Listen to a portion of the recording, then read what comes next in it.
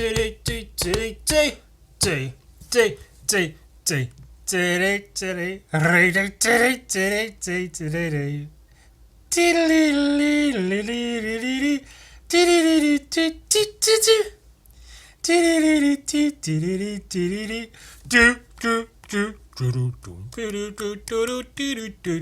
doing this for the whole video, by the way, so strap in.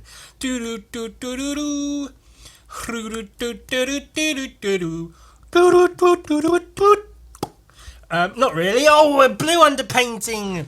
Wow. Why did you paint all that blue underneath all the rest of the paint, Ewan? Why did you paint the page blue if you're just going to paint other colours onto? Because I'm copying another artist, and that's what we do. See, Simon Bisley, or The Biz, as I don't ever call him. I call him Si, because he and I are best friends. And I'm like, Si, hey, what's going on? And he says, how did you get this number? And I say, I'll never tell T.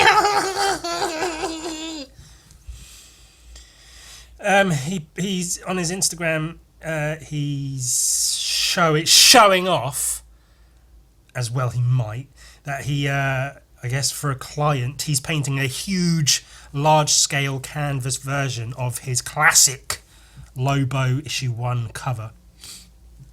And that inspired me to have a go at it myself, a little painty paint of the Lobo cover myself.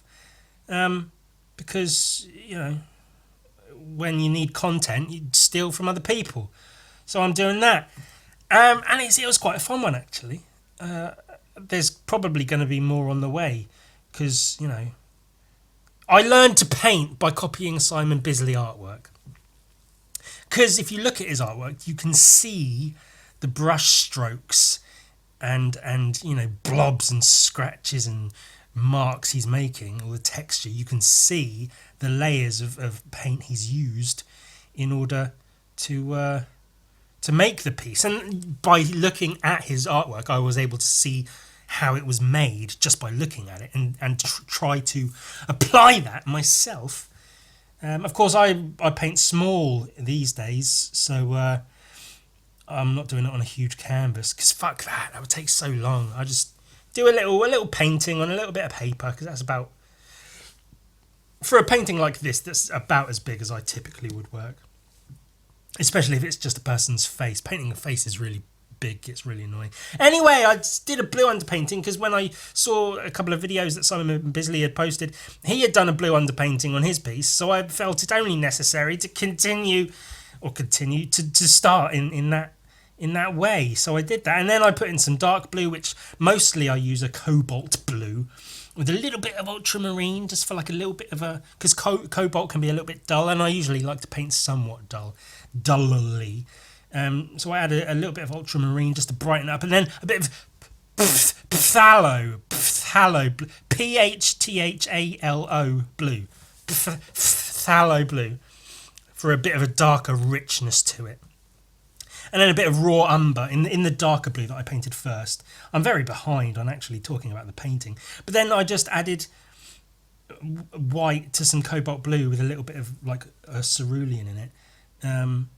Just to add the layers and sort of copying, as you can see, I'll put it on the screen in Simon Bisley's piece. You can sort of see where he's using different layers, 3 or 4 highlighted layers before a final sort of white highlight. Bisley is also using, or had used in the past, in 1990 or whenever it was, some spray paints in there for added texture, and a pencil to get some of the hairy texture marks on his face, on his lower face. But I'm not bothering with all that. I'm just using paint because, you know, in my younger years when I had the energy, I'd whip out the spray cans and have all manner of media and mediums that I'd be using on each and every piece I do. But these days, just I say fuck it and I just do a painting. Just paint. Paint's good enough. I can replicate whatever I need to with paint. Plus, this is a study or a forgery, I guess, depending on how you look at it. It's not. I guess a forgery would have to be a direct copy. But I wasn't doing anything by means of trying to be a direct copy. It was a study. I was just having a go. I was just having a little play around. sort of what you do, innit? Yellow ochre and some brown and shit for the background and the teeth. Simon did mention in his Instagram videos that he's using a yellow ochre for the teeth and such. So I did just that. Yellow ochre and some brown, and then layer them up with the highlights. Typically, I'd say, pay attention to where the light's falling so that you gauge it and make it look like a physical object. But really, just copy what's done on the picture you're copying from, and if you do it well enough, it might come out right. I was very fortunate when it came to actually redrawing the page.